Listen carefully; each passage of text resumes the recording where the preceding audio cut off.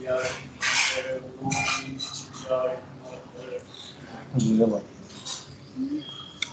today's topic is non-probability sampling. We have already discussed the probability sampling. What is probability sampling? Chance of all the outcomes. Not able to hear your voice. Can I be able to hear now? Even I am not able to hear right now.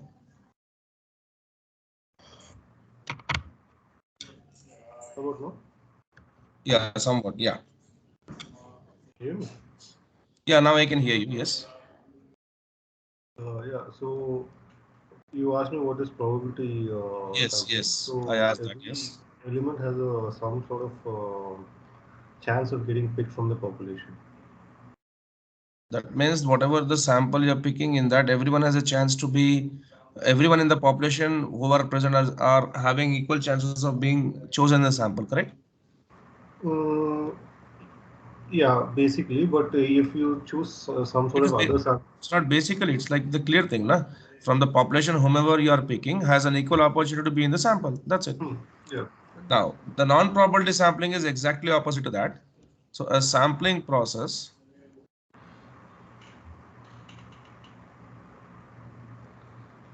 where every single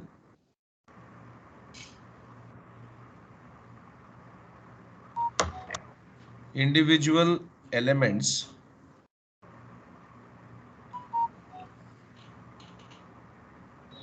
in the population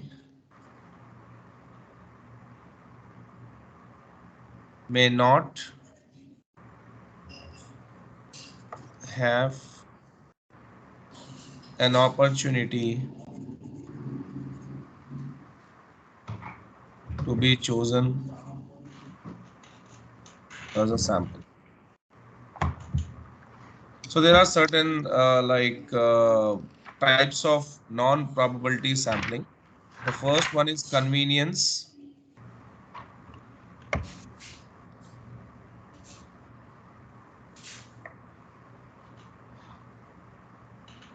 Or we can say accidental or incidental sampling. Okay, let's keep it convenience sampling.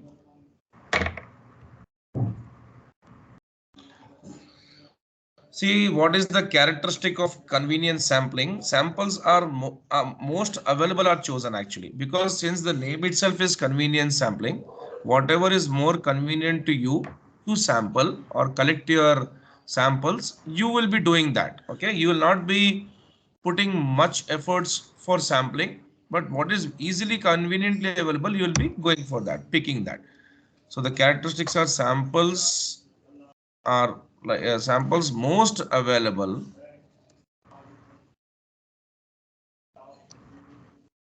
are chosen. Samples are familiar to the researcher.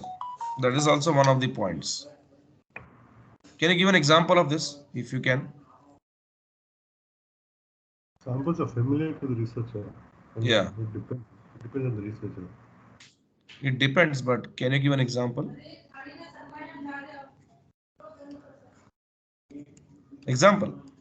Can we take this like uh, some of your friends you picked up and you are collecting your sample from them because you are familiar to them? Fine. Okay. Then some co-workers whom you may be knowing. That means it's very convenient way of sampling, not putting any extra effort, just going picking people whom you know or whom you are familiar with, or shoppers at a single mall.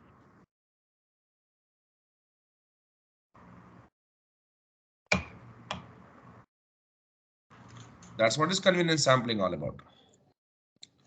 Some plus and minus about this convenience sampling I can put here. I'll just put here plus and some minus. That means some positive and negative points. Positive is saves time, money, and as well as efforts. And it is very easy data collection through a known group of class.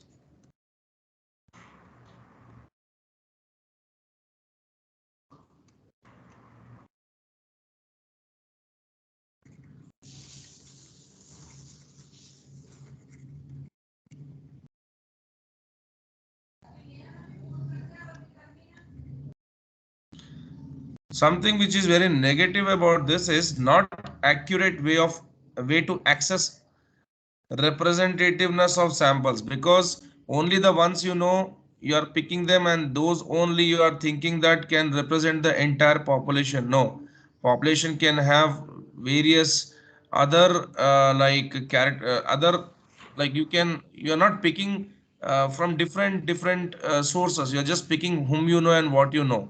They cannot be the perfect representative of the entire population. There can be a bias in that case. Okay, and that bias can create what? Ultimately an error, sampling error.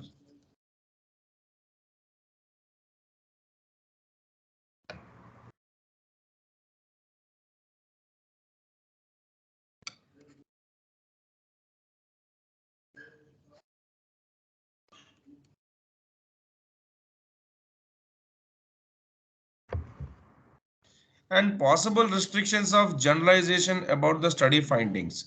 That means you are only picking handful of people whom you know. They cannot generalize the entire population. Okay, so possible restrictions of generalization about study findings.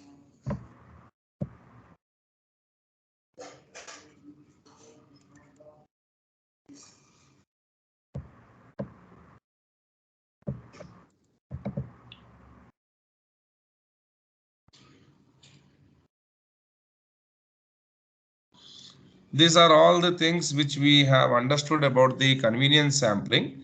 We will go for a question here and see a small example. So a group of students in some university, a group of students in, let's say, like you can take some example as university like Osmania University. Okay, conduct a study about coping mechanisms of clinical instructors. Coping mechanism in the sense like clinical instructors are nothing but kind of doctors to whom you go and how they treat people. Okay, so conduct a study about coping mechanisms of clinical instructors. Now they interview so what will they do? Very clearly, they will only like interview those clinical instructors whom they know. Correct? So that is what is convenience sampling. Correct? Okay.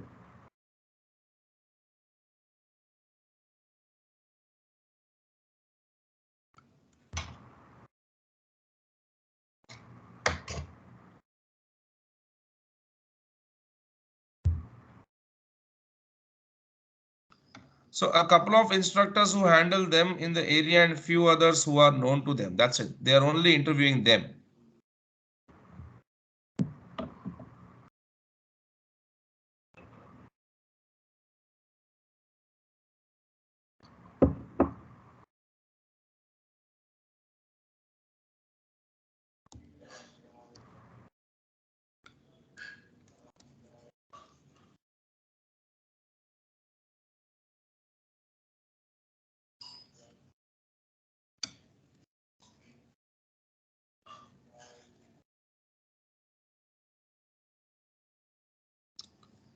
Now, you used when you want to access a particular subset of people based on purpose. Like now we are going for the next one. This was about the convenience sampling.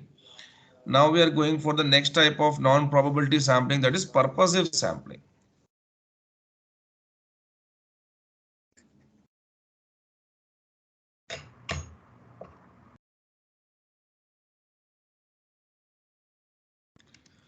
So what is this purposive sampling about? See, it is used when you want to access a particular subset of people based on purpose. That means you only pick those people who fit a particular profile. Correct? See, if I want to like do a survey or interview about some people who are who are the ones who are like medical practitioners, I cannot take each and every data, correct? I will take only those people who fit in that profile. Isn't it so? If I want to like see how many people I require for finance jobs, so I will only ask my people to just collect samples about those people who are in the field of finance. That's called purposive sampling.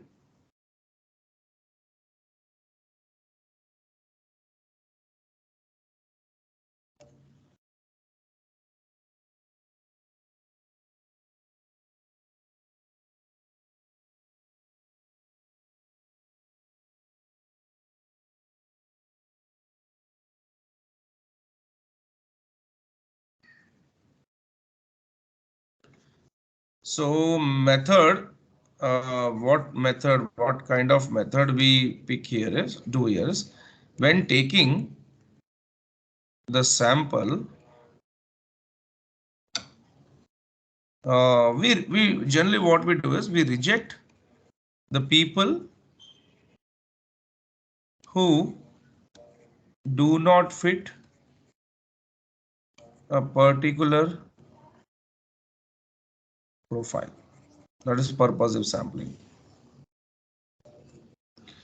So now there are some points here. So this is what actually it starts with a purpose in mind.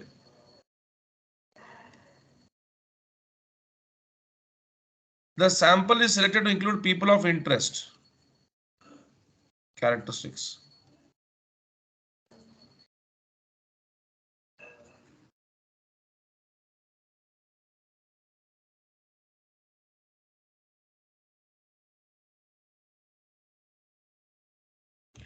And the third case, exclude those who do not suit the purpose.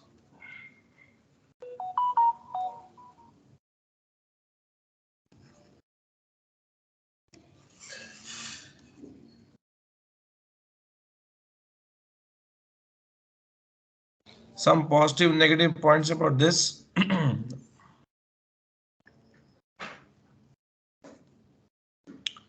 Samples are chosen well based on certain criteria.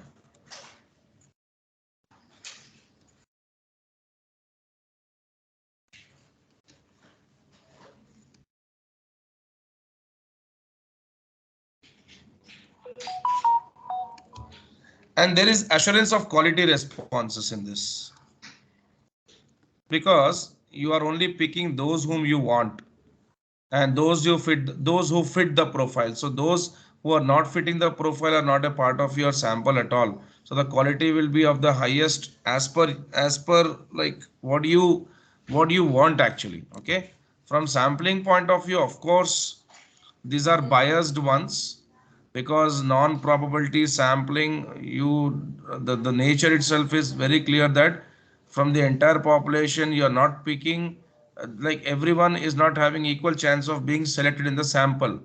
That itself creates a bias, but this is of such kind,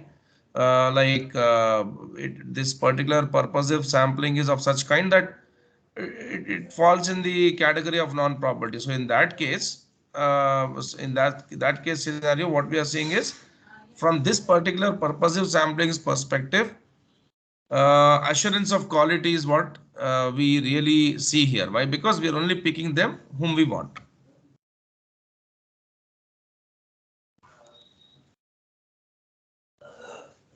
Negative points would be like this. Of course, as I said, not everyone can be, not everyone has the equal chance of getting selected. So biased selection of samples may occur here. That may create errors.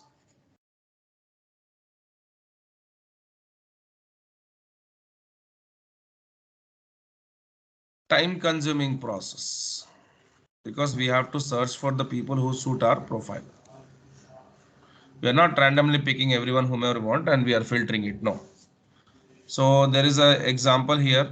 Let's see the example, what example is, and then move to the next one.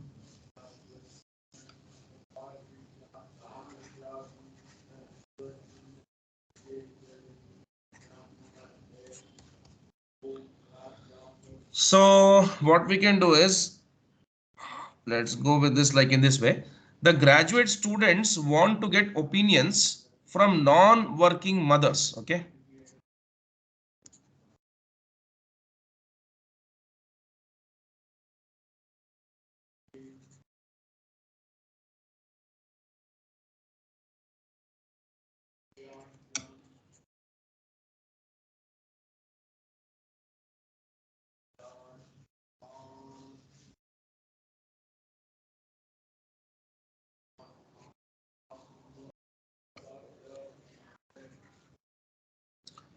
So what they do, uh, they go around some particular area like James Street, let's say.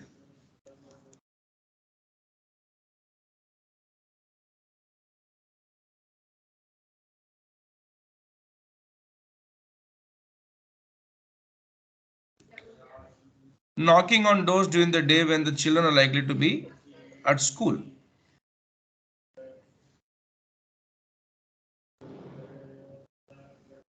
Now, go around James Street,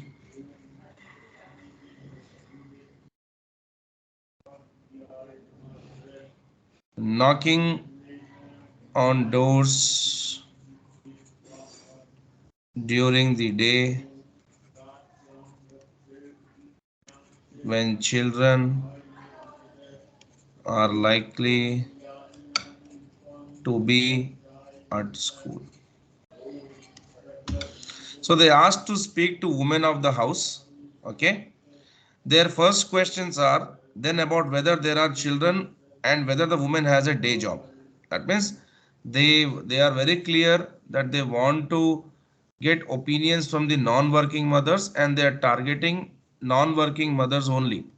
So that is they have a purpose with them, and based upon that purpose they are interviewing the non-working mothers who definitely fit should fit in their profile. Okay, the ones who are not fitting, they are not considering them. That's what is very easy understanding about the purpose non about the purposive sampling.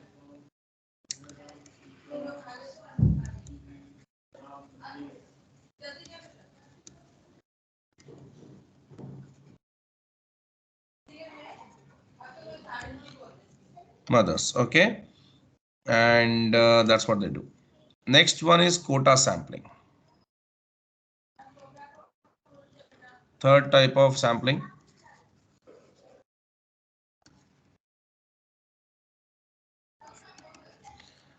See, very clearly understood, quota sampling is like we divide the data into some quotas. Okay.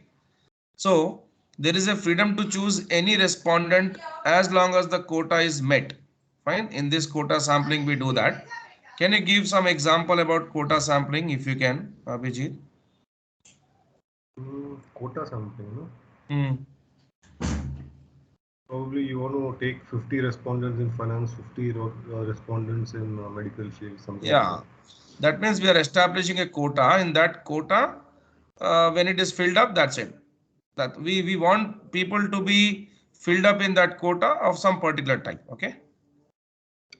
First of all, in quota sampling, a quota is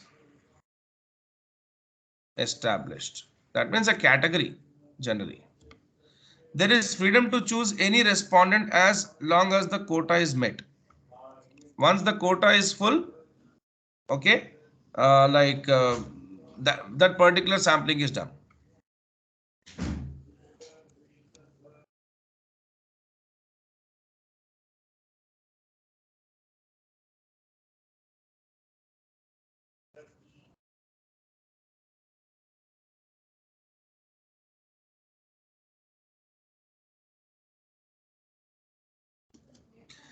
Subjects are recruited as they arrive, and researcher will assign them to demographic groups based on variables like age, gender, or educational background.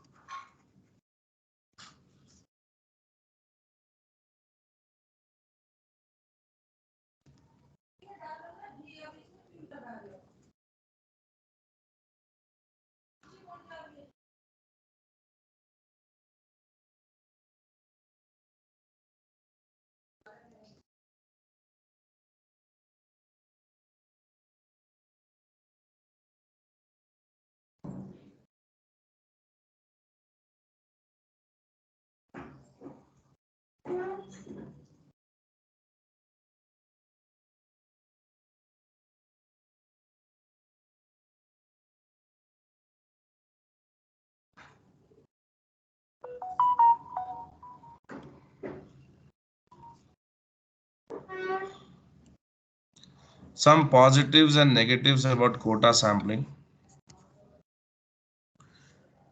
See, each stratum, generally we had taken strata that time, is generally represented.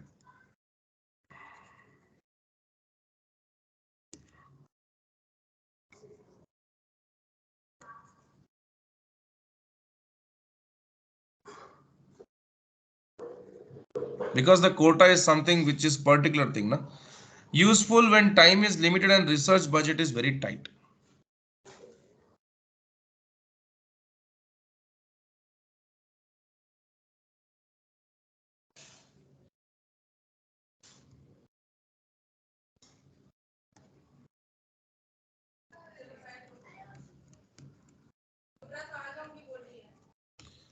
Now the result might be at risk that the sample would not be typical of desired sample quality. Okay, some bias maybe at times that we can face.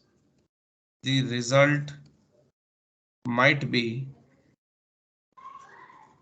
at risk, can be. Okay, we cannot rule out, it can be and it cannot be, maybe, that the sample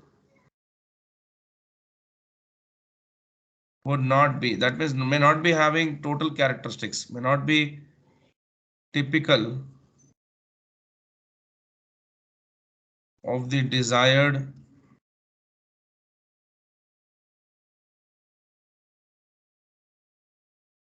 sample, because we pull everyone who falls in that quota, but quality is what we sometimes we have to check, and it's a time consuming process as well. Okay,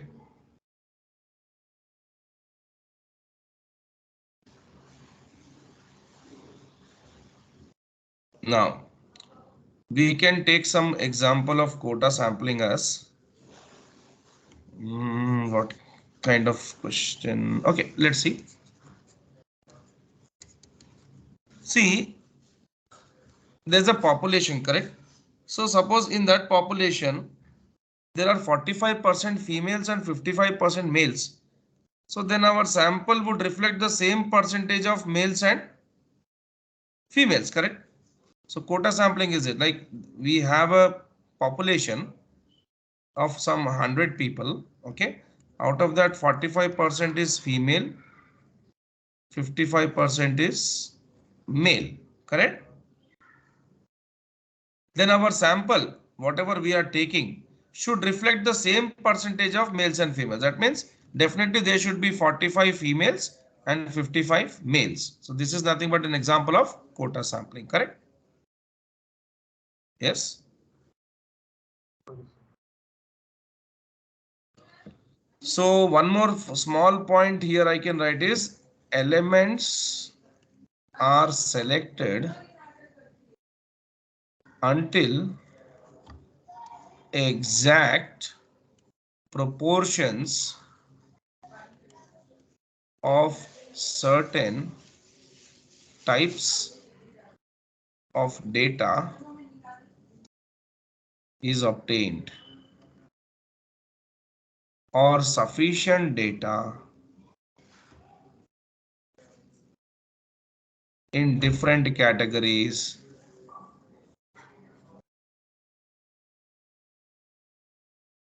is collected. Okay, this is what is about quota sampling. I think all the non-probability sampling is done now. Some questions I will put forward to you. Just try to answer them.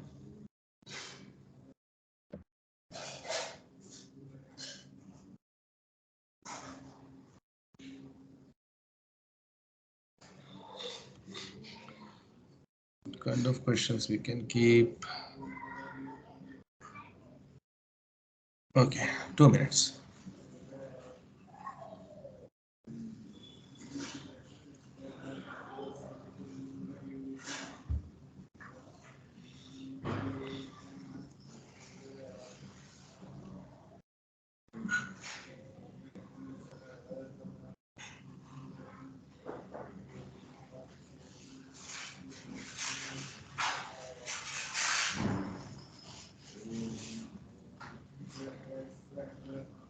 Okay, questions in the sense we can do one thing.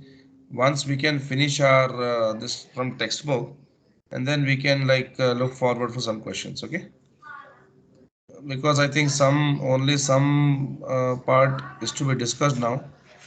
Almost this chapter is about to end today. Okay.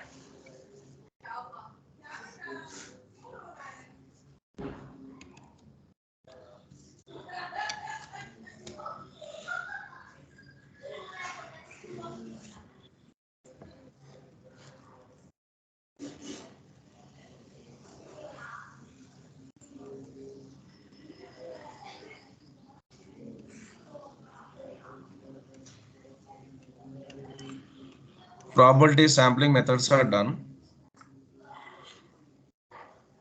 Probability sampling methods are done. Okay. Judgmental sampling is also there's an example here. See, this refers to samples for which each observation is selected from a larger data set by researcher based on her experience and judgment. This is also one of the examples of non-probability sampling. You are just picking data based upon your experience, past experience or judgment. So as an example, a researcher interested in assessing company compliance with accounting standards, whether the company is complying with standards or not, may have experience suggesting that evidence of non-compliance is typically found in certain ratios derived from the financial statements. Okay, so researcher, that means is not going deeply into each and everything, but he says that there are certain ratios whereby there is a chance of non-compliance. Okay, that is his experience, his past experience is saying, or he is judgmental about it.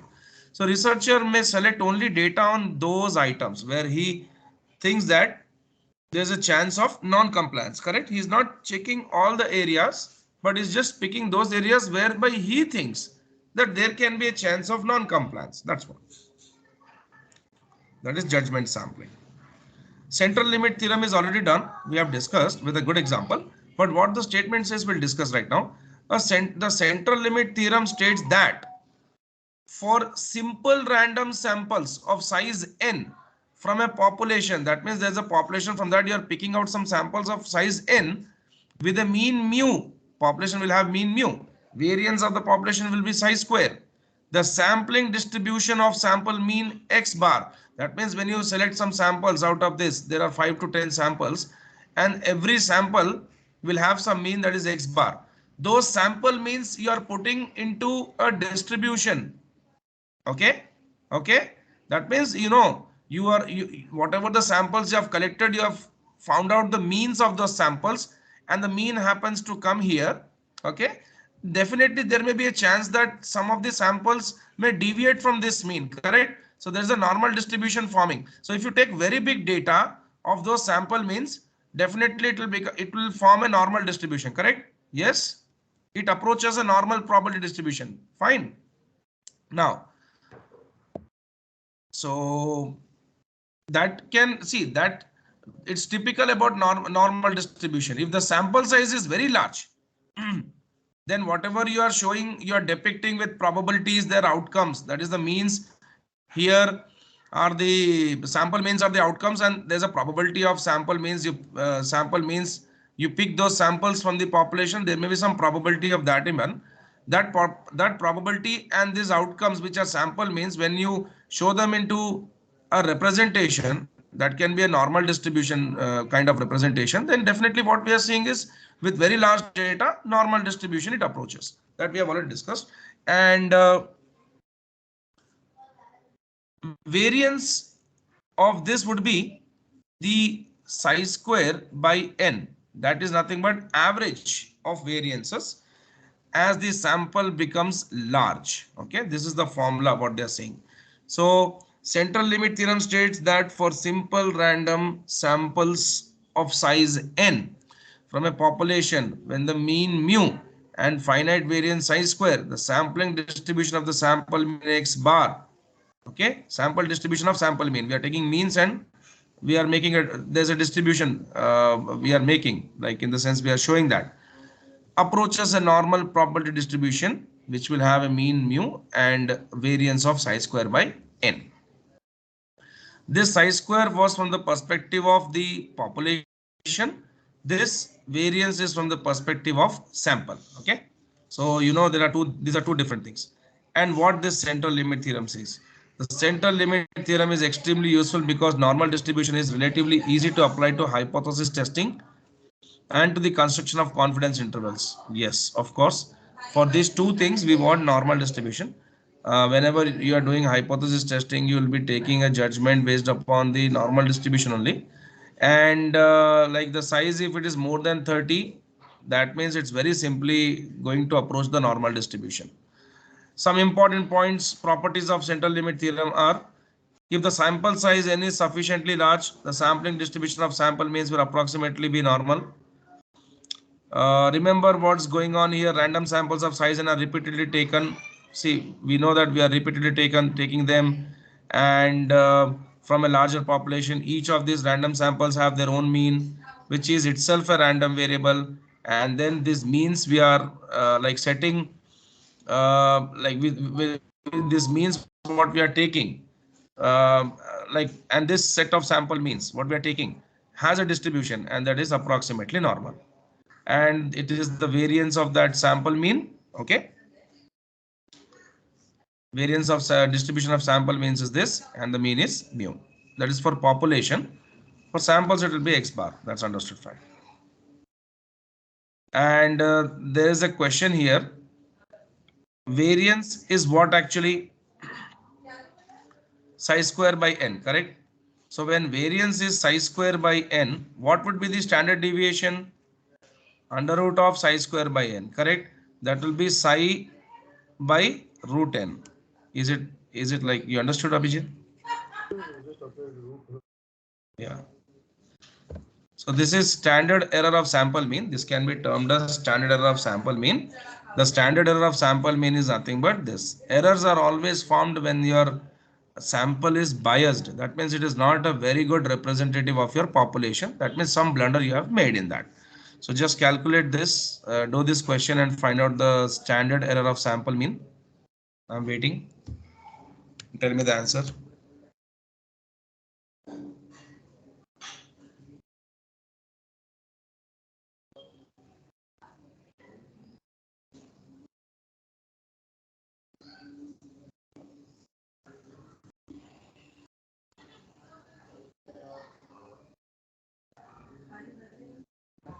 Standard deviation is already given, so that's 2.9. That's the numerator. See, I'm really not able to hear voice, Abhijit. I don't know what happened to your mic. Is this the answer you got? Yes. Yeah, okay. That's the error.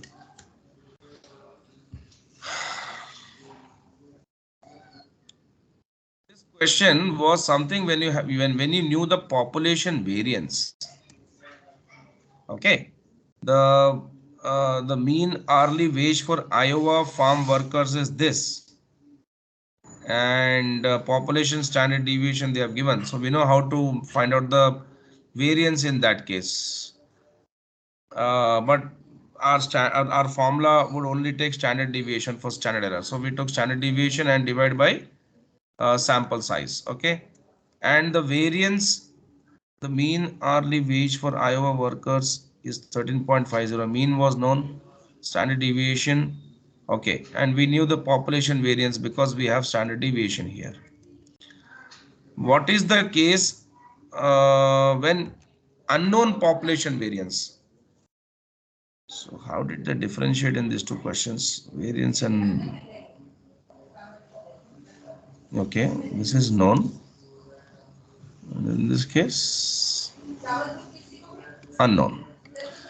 So suppose a sample contains past. So we are doing with unknown population variance. In that case, we knew the variance because we knew the standard deviation. In this case, they are saying the psi is unknown. The standard error of sample mean is what? So how? Suppose a sample contains the past 30 monthly returns for McCreary Inc. Mean return is 2%. Okay.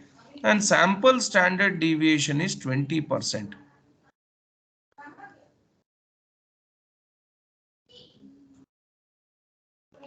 It is very clear and evident point that population standard deviation is almost never known, of course. But here, where is this like standard deviation is known is saying, and known population variance. There is known population variance. Variance haven't been given anywhere. Can you find variance anywhere in this question?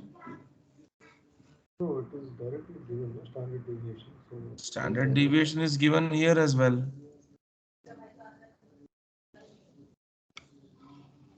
Just a second. Okay, they gave population standard deviation. Fine, fine, fine, fine, fine. So here, since population standard deviation is given, we can square it and we can find out population variance. Here, population standard deviation is not given, only sample standard deviation is given. Okay, fine. Okay, so unknown population variance. So what we did is we found out the error, correct? Now, next one. Standard error of sample mean unknown population variance. Just a second. Be very careful when you have to use psi, when you know something about the population. When you don't know about the population, you have to use S, because S represents sample, psi represents population. Do this question, Abhijit.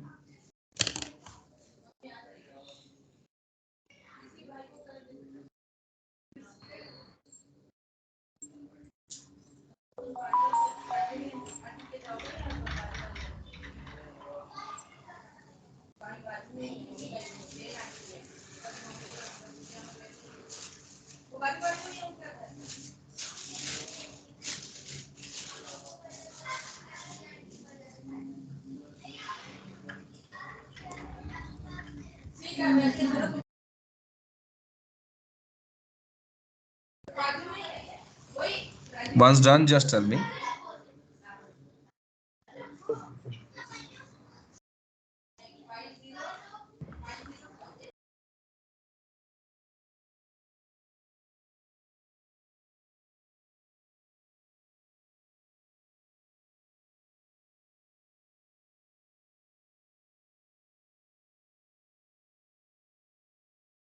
so could you just give me an idea as to how to do this?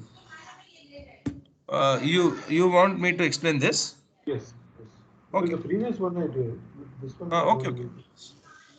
See, counting with our example, suppose that instead of sample size 30, we take sample of past 200 monthly returns of McCreary Inc.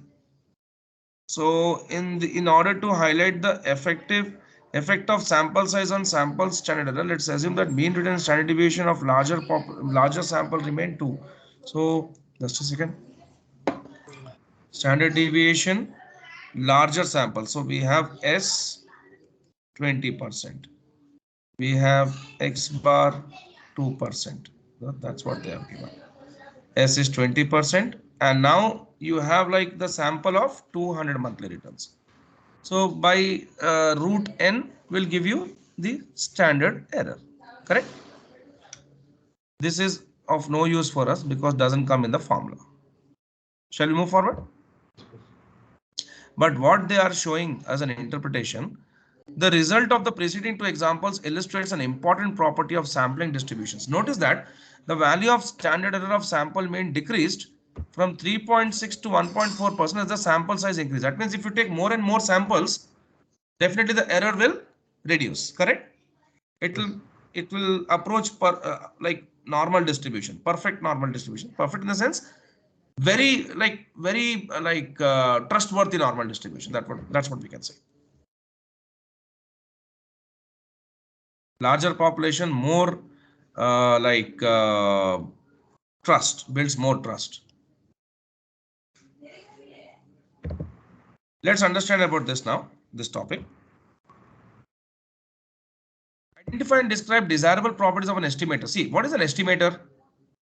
Mean can be an estimator, correct? That can give extra info. See, point estimates are what we already have discussed now. Mean. They give us very good information about the population, correct? Yes, or about the sample. If I collect a sample and I say sample of returns, the average return sample of 30 people, and the average return of this 30 people is, see, 30 people have invested in some different investment options and they're getting some returns. So average return is 10% of this sample. What does it mean? On an average, everyone is earning 10%, correct? Isn't it so?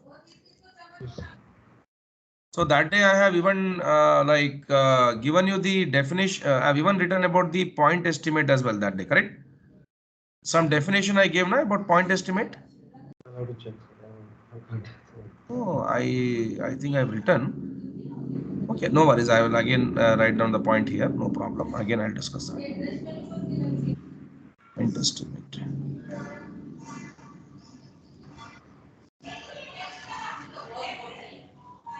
Just a second.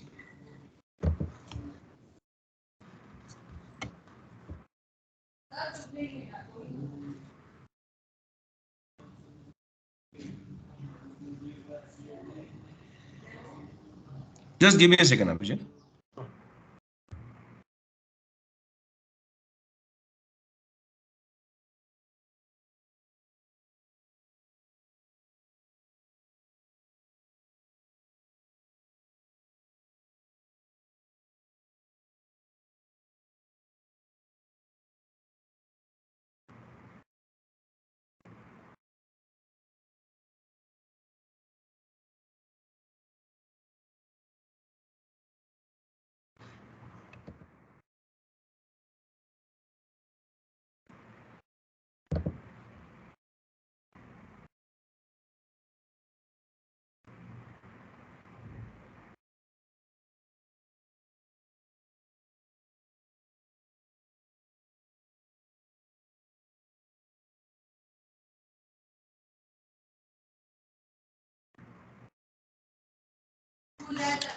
So I wrote that day point estimate, and I'm again discussing about these two things.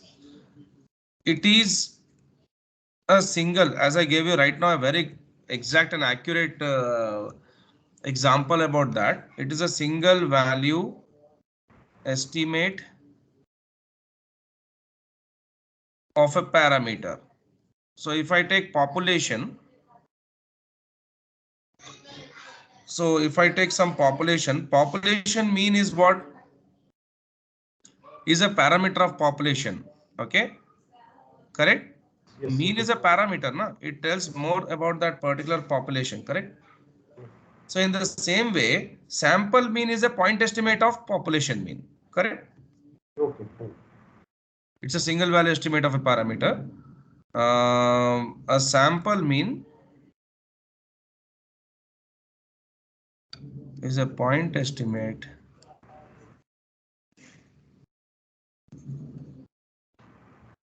of a population mean.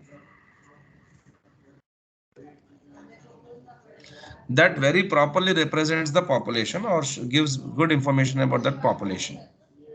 Because a population is very big thing. Out of that, we are picking some samples, and those samples are represented in that population. That sample mean can be a very good estimator of population mean. Correct? You cannot find out the population mean directly, but you can find out the population mean with the help of sample mean. Am I right? Okay. Can you find out the population mean of? Can you find out the mean of a population? No. You can No, find no, out the that's mean of a population with the help of a sample mean only. Yeah. Second is interval estimate.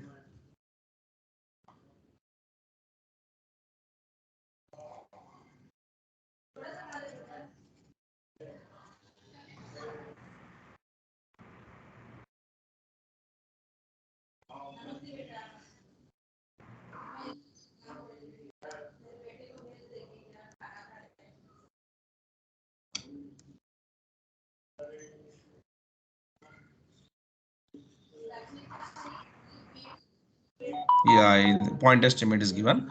Are single sample values used to estimate population parameters. For example, sample mean is the estimator of population mean. Understood. Fine. And interval estimate we'll discuss.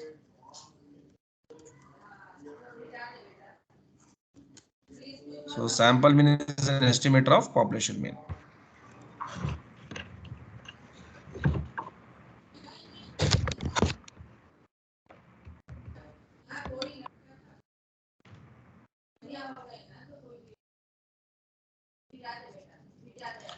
Gives you a range of values where the parameter is expected to lie. Can I say that is confidence interval? It's a most common type of interval estimate, na? Because that is the interval in which what lies, the range of values in which your parameter lie, correct? That is your sample mean or population mean lies.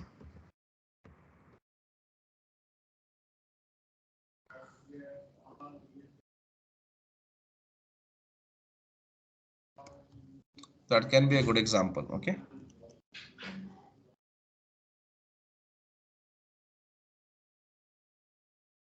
See, the first thing is there are three types of properties, three desirable properties of an estimator should be unbiasedness. That means it should be biased, it should be very efficient, it should be consistent. Fine. These are the three properties it should have. See, an unbiased estimator is one for which the expected value, the mean of the estimator, that is sample mean, is equal to the parameter you are trying to estimate. That means that approximately if the population, if the sample, we are taking sample mean as a mean, okay? Suppose there are 30 people we have considered, let's say a population of 30. Out of that we pick 10 sample, 10 people as sample. So the population mean we found out is 10. So sample mean should 10.2 something. Sample mean should be coming as 10. So this is definitely giving us a clear picture about the population mean, no? Yes or no? That's what. Unbiased estimator is also efficient because it's trustworthy, no? If the variance of its sampling distribution is smaller than all other unbiased estimators of the parameter. So the sample what you're picking from the population, the variance should be, the variability should be less in that. Okay. The sample mean, for example, is an unbiased and efficient estimator of population mean always, because the variability will be less because it perfectly represents the population. If it does not perfectly represents the population, there's a mean, there's an error, sorry, there's a chance of being that can have a chance of being biased. We are speaking about unbiased estimator, correct? Yeah. Unbiased is what? It can give you the perfect answer what you're looking in the population or whatever. It's something which is the best and efficient estimator of the population mean. Okay, if you want to find out with the help of sample mean. If the sample is biased, it cannot give you a perfect estimate of the population. If the sample is unbiased, it can give you very good estimate of the population. That's it. Consistent. See, it should be accurate, na? So one of the is consistent estimate is one for which the accuracy of parameter estimate increases as sample size increases. More and more samples, more accuracy. More and more samples, more accuracy, less errors. Okay. Next.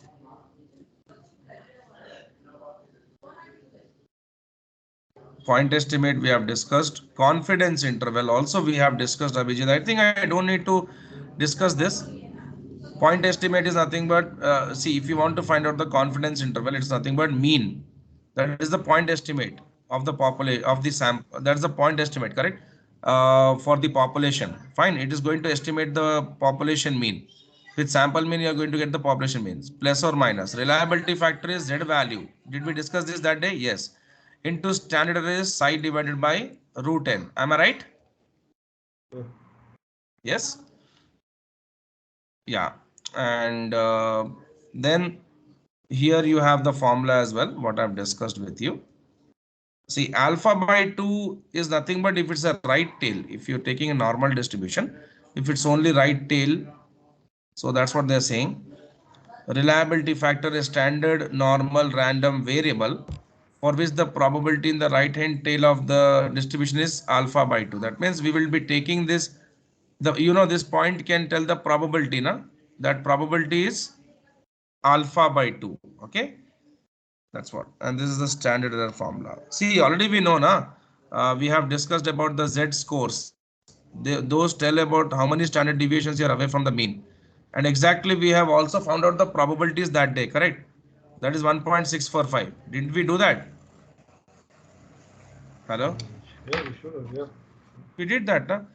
So if it is 90% confidence interval, 1.645. 95% confidence interval, that means the probability 1.960.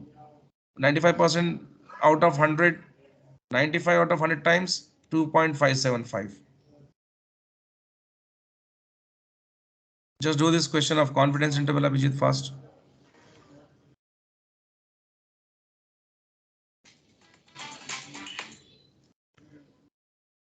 Okay. Do this question.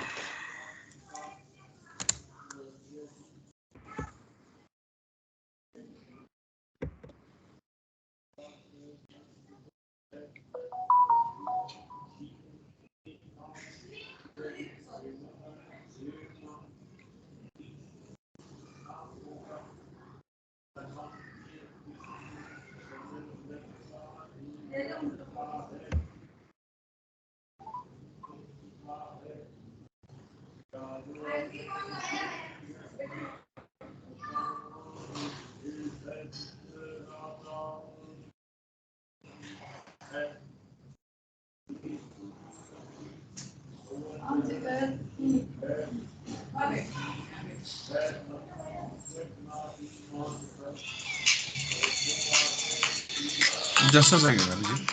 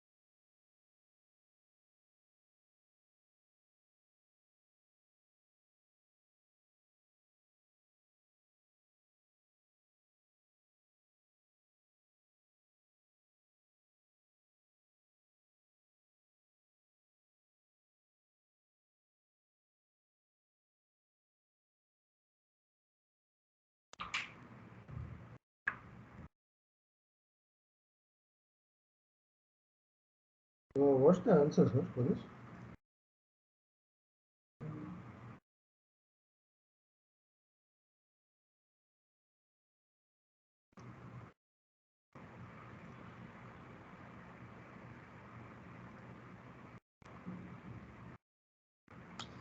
Abhijit, you got the answer? I'm getting 4 something. How come you will get 4? What is I, your mean actually? Your mean is 80. 80 I, plus or minus. Wait, how come you're getting 4? I'm shocked actually. So mean, that is x bar plus or minus reliability factor, which is like you are seeing how much away you are from the mean, how many standard deviations. So that is the reliability factor. So for 99% confidence interval, it comes to 2.5 something. So 2.58 we can take into the error.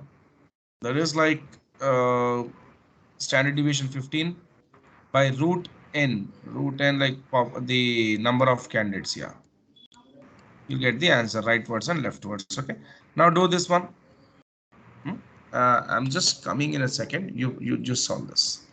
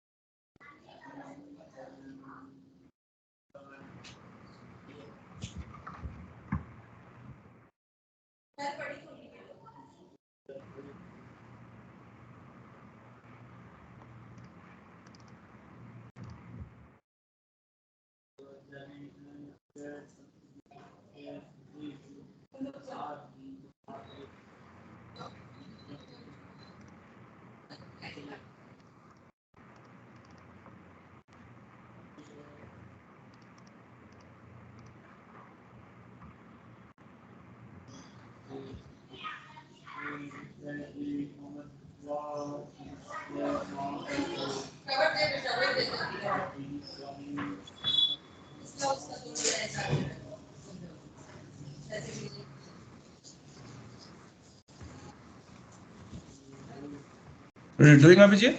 Yeah, absolutely.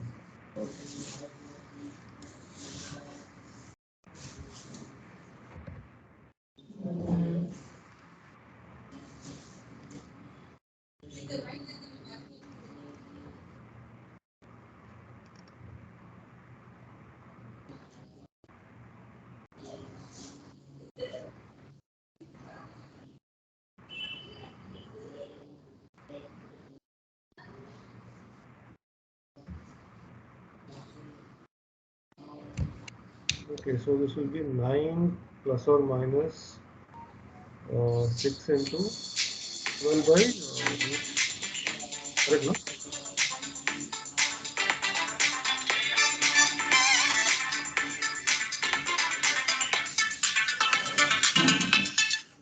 Hello.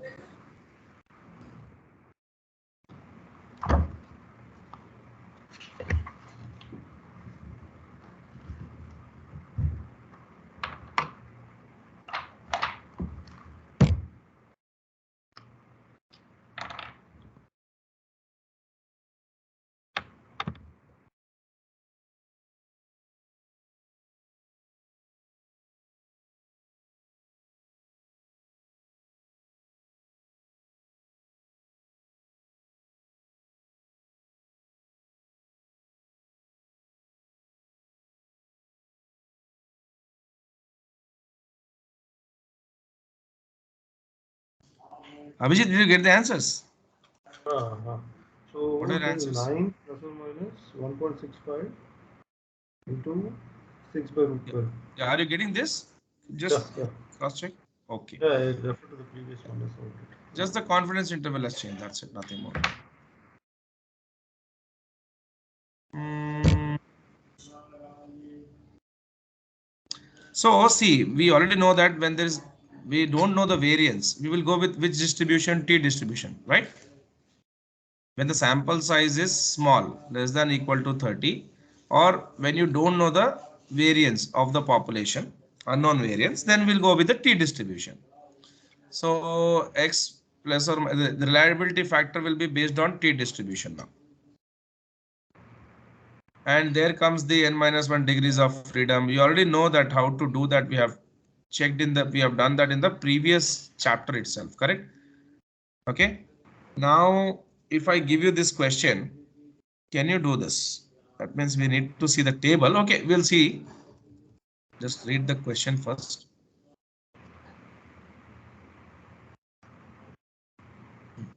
Read the question once.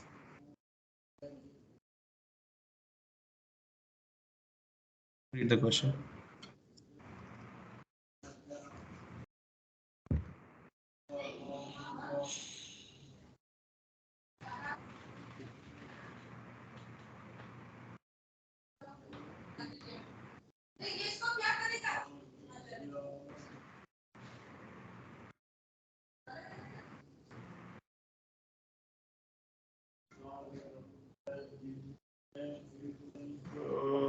Yeah, read the question. What exactly? I mean, you see, Yeah. it's solvable. Let's return. Sorry. Yeah, this is solvable, is what I'm trying to say. Yeah, that means you can solve it, you're saying. Yeah. Okay, then solve it and tell the answer.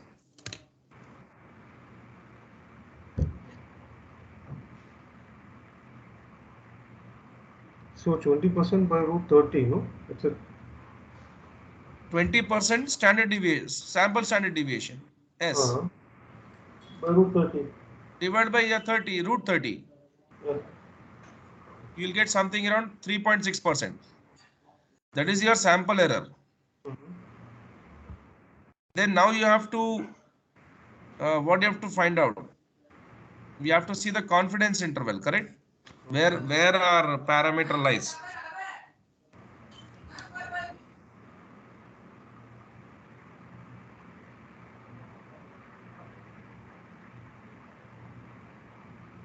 So now let's construct a confidence interval.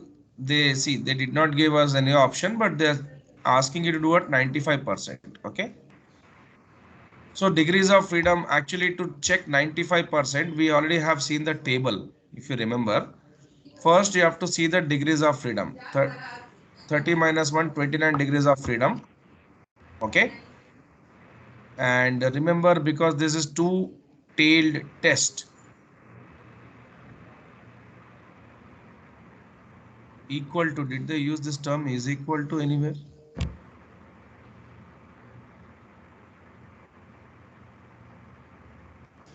They did not say anything about it. Okay, they are just saying that it's a two-tailed test. Okay. Actually, from the question, we need to identify whether it's a one-tailed test or two-tailed test, but they are saying two-tailed test. So we will go with that version. So alpha by 2 is 2.5 because a total is 5%. Na? So it's a two-tailed test. It will be falling either sides of the normal distribution. So this is alpha by 2. This is alpha by 2. If it's just one-tailed test, then just alpha. Okay. So we will be taking the reliable alpha by 2, 0.025 and degree of freedom 29. It comes around 2.045. This is the reliability factor. And that when you put, you want me to show this or you are okay with this, Abhijit? You know, no, that table. Then you easily get your confidence interval.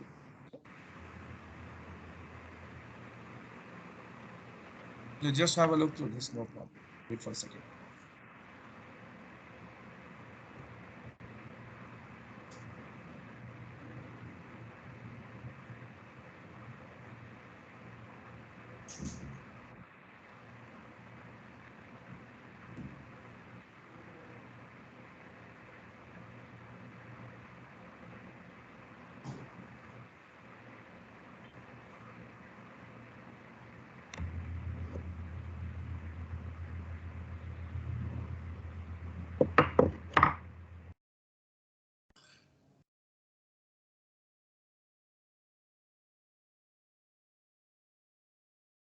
Done, you tell me, Abhijit. We'll move forward.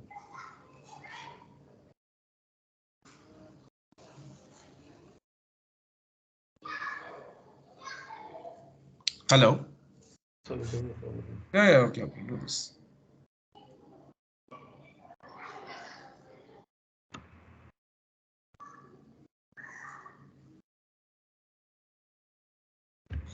yeah, we can move forward.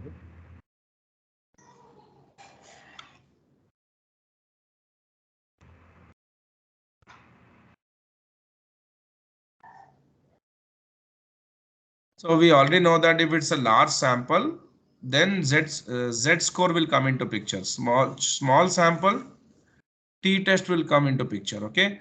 When variance is known, Z test. When variance is unknown, T test. They have given a small table. So see, if the sample size is less than 30, sample size is more than or equal to 30. It's a large sample. It's a small sample. Test statistic. Okay. Now, so what kind of test statistic you have to use? They are just asking you. What is a statistic? Well, it is mean. Statistic is nothing but a number describing a sample mean. So you will get a number, suppose that's 5. This number will describe about what? A sample. What does it describe about sample? This can be a sample mean. So sample mean can give you a very good description about the sample, na? Isn't it so? Yeah. That's what. So normal. So if these are the two cases, then normal distribution with known variance. When the variance is known and it's a normal distribution, the whatever the samples you have collected, you are doing a sampling distribution and it approaches a normal distribution and you know the variance. Then which particular test statistic you have to take? Z statistic, correct? Z scores. That means now if variance is not known, then T statistic, correct? Now, but you will be getting a doubt. You said only like sample is small, we'll take t statistic. But for large sample also t statistic we are taking, na? Correct? Yes. Yeah, there's a star mark. So the star mark is nothing but the Z statistic is theoretically acceptable here, but use of T statistic is more conservative. That is what they are saying. So when you see unknown variance, in that case also Z statistic will come into picture with large samples, but T statistic is more conservative. That means the people are more like we will be going for T statistic. If it's not a normal distribution, non-normal distribution, that means it's a skewed data or something else, okay, and the variance is known. For small size we don't know what to do. For large size Z statistic, unknown variance T statistic, that's it. So this table is very important. If you can make a note of this table, it will be very important in solving hypothesis testing topic. Just have a look through this table once.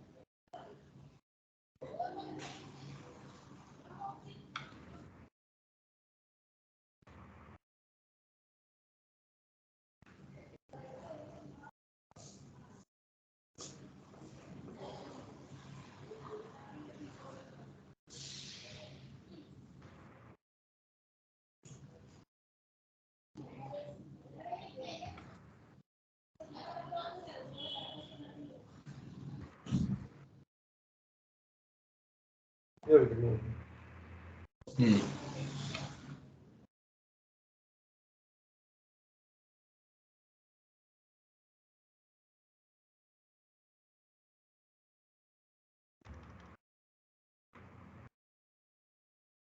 Can we take a small grape, like break and finish this? Fine. Give me a 10 minutes break. 10, like I'll connect at 11. Okay, 15 minutes here.